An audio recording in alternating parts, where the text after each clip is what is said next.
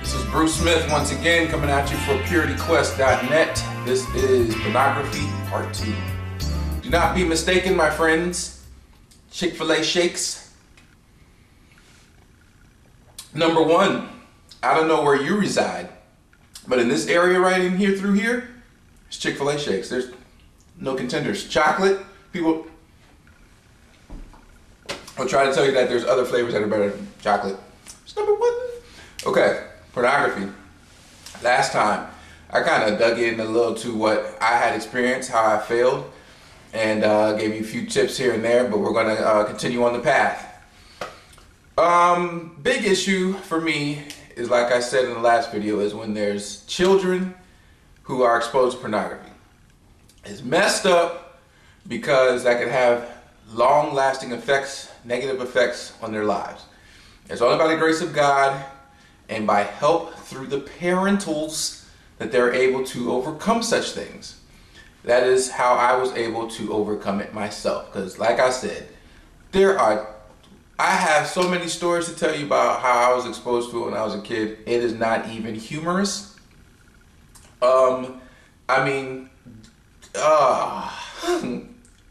Lots of places. It's not good. It's not good when you're coming home from school, you know, and you about to go into your apartment door and you look at your neighbor's floor where their mail is and they got stuff right there. And you know, me as a curious child, I was like, let me hang out in the hallway for a while. Let me inspect. And that's not helpful. Anyway, how I was able to overcome all this stuff is because of my parents. Love you, Mom. Love you, Dad. They taught me right and wrong early on, so I knew what to do. I knew I wasn't supposed to be looking at that stuff. It's worse when there's kids who don't know that they're not supposed to be looking at stuff and they get into it. It's much more difficult in that situation. However, you can overcome it still. So it's easier when the parents are involved. The Bible says that you train up your child in the way he should go, and when he's grown, he will not depart from it. That's true. I remember this one time we were watching this movie. We had cousins and everybody in town. We decided to go to this movie. It was rated R. I don't know how this happened, but my parents and uncles and aunts and everybody, they sat in one row, and all the cousins, we sat in a row that was like closer down to the screen. So the movie was awesome. You know what I'm saying? The movie was awesome. It was action-packed. It was suspenseful. And all of a sudden, it was boob time. I was like, wow. I mean, out of nowhere, breasts. So, you know me, I'm a young kid. I'm like probably 13-ish. I'm like just wide-eyed. Then my parents, I could hear them in the back, you know, talking about, oh my God, ain't nobody cough like that in reality. I knew what they were saying. Close your eyes. So I was like, okay, I got a choice here. I can peek. But the other thing about me, I'm an honest guy. So I was like, okay, I got to close my eyes because after the movie they're going to say, did you close your eyes or not? So what I did was, although I was honest, I was sneaky at the same time. It was a weird combination. I closed my eyes, but then I kept checking to see if it was over. I was like, oh, still going on. Over? No, what? No, still going. Still going. So I did that all through the movie. Didn't really help. But in the end, my parents were like, okay, now did you close your eyes or what? And I was like, yeah, I closed them. And they're like, you closed your eyes? And I said, yeah. They're like, you didn't see anything. And I said, well, I mean, I saw some stuff, but that's only because I was trying to see when the scene was over so I wouldn't miss any of the movie. And they were like, yeah, right. So after that, that didn't happen twice. So I knew the deal. I knew the deal early on. And I just appreciate them doing that because, I mean, in any movie, you know, whether we were, you know, at home or whatever, if there was something that they didn't feel like I should be seeing, they immediately said, yo, Bruce, close your eyes. And that might sound like kind of dumb. It's necessary and it helps. And this might shock you, but I do that to this day. Yes, 30 years old, there's certain things that I just refuse to watch on TV and in movies. The movie will come on, and what I try to do is I check stuff out. Like the other day, I rented a movie, and I just went too fast. It was rated R, so I flipped it over. I was like, why is it rated R? So it said violence, language, drug use. All those things are bad, but I mean, that's not going to tempt me in any way to be violent or use drugs or anything like that. What I was looking for was nudity and like sexual content. For whatever reason, I did not see it. So I go home, plug it in, I'm all excited because I'm like, I can finally just relax, just watch this movie. And then the rated R thing comes on there, and I see nudity, and I was like, oh, how did I miss that? So now I'm on guard the whole time while I'm watching this movie. As soon as the movies come up, I'm like, pal, I'm not watching. Put that down. I'm not interested. When I was younger, I'd hit the pause, you know, the slow-mo, rewind, slow-mo. You know what I'm saying? And that just puts the poison in and just makes everything way more difficult than it has to be. So that's what I try to do now, and it works out pretty good. It works out fantastically, actually, because I'm not feeding myself on the wrong kind of stuff. So what else is going on? I got a lot of feedback, especially from ladies, because ladies are affected by this too. I want to say this very quickly. Ladies are not so much into pornography as guys are, and we'll talk about that a little bit later. However, there are certain things that could technically be pornography for ladies. Yes. Yes. For example, someone brought this up to my attention. Sex and the City. You know what I'm saying? Shows like that. Like back in the day, it was like Melrose Place, and you can go even further back to soap operas and all that kind of stuff.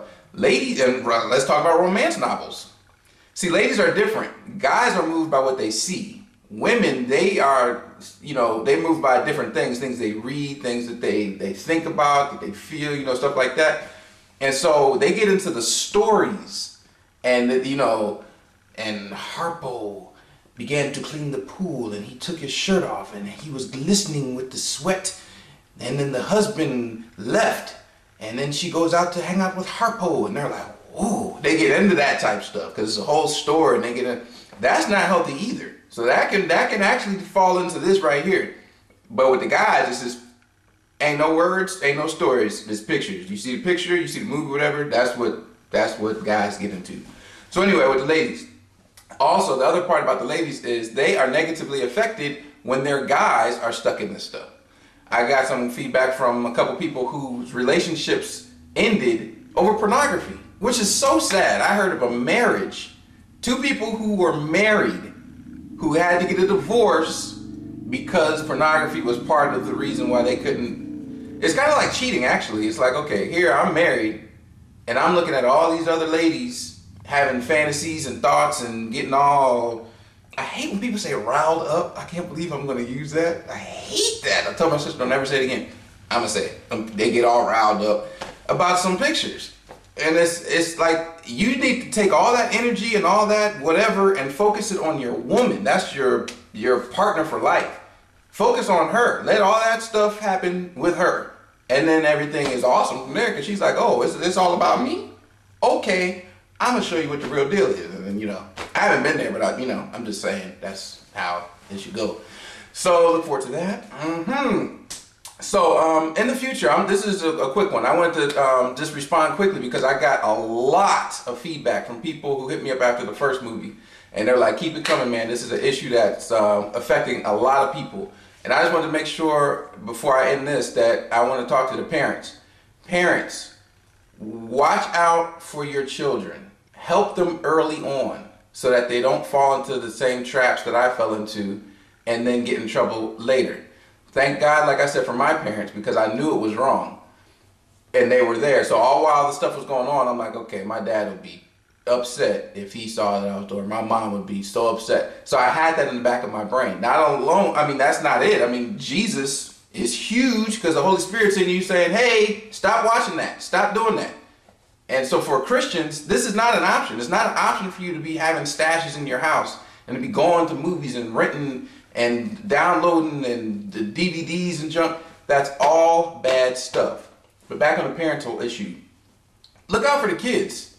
They have PG-13 movies that have that stuff in there that is completely inappropriate. But because it says PG-13, that's all you see. And you say, okay, go ahead, kids, watch that. I know some people who let their kids watch R-rated movies. It's like, okay, you gonna let your little kids feeding on the stuff that early, and then they wonder why when they, you know, get teenage years that they struggle with this kind of stuff. You gotta help them out. So this is my challenge to you guys.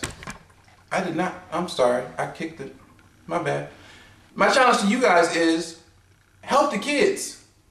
Look at the movies first. If there's stuff in there you don't think they need to be seeing, don't let them see the movie. You know, it might frustrate them. It might be like, oh, my friends got to say it. So what? You're not grown. I'm the parent. You're not watching this movie. we can watch this. You know what I'm saying? Take that proactive role and help the kids out. Okay? It's all about the children sometimes. So I'm going to end it there. Next time we're going to get into some more of the how-to. We're going to talk about, you know, how pornography affects people and then how to get over it. And it's going to get interesting. It might be 3 series, might be 4-part series. We shall see. So anyway, Bruce Smith, PureRequest.net. Check me out on the website. All right? Take it easy.